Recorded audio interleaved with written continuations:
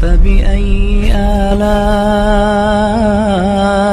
ربكما تكذبان؟ السلام علیکم ورحمۃ اللہ وبرکاتہ۔ محترم سامعین و ناظرین، آج میں اس ویڈیو میں چوتھے کلمے کا اردو انگلش دونوں زبانوں میں ترجمہ کروں گا۔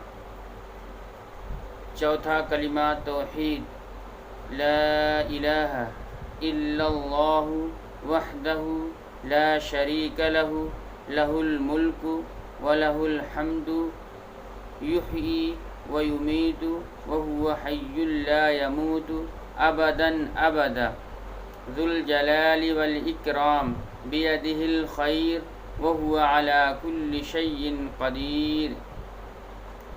اللہ کے سوا کوئی معبود نہیں، وہ اکیلا ہے، اس کا کوئی شریک اور ساجی نہیں، اسی کی بادشاہی ہے اور اسی کے لیے تمام تعریف ہے۔ وہ زندہ کرتا ہے اور وہی مارتا ہے، اور وہ ہمیشہ کے لیے زندہ ہے، جو مرے گا نہیں، عظمت والا ہے اور بزرگی والا ہے۔ تمام بھلائی اسی کے ہاتھ میں ہے اور وہ ہر چیز پر قادر ہے۔ There is none worthy of worship except Allah. He is alone and has no partner. To him belongs the kingdom and for him is all praise. He gives life and causes death.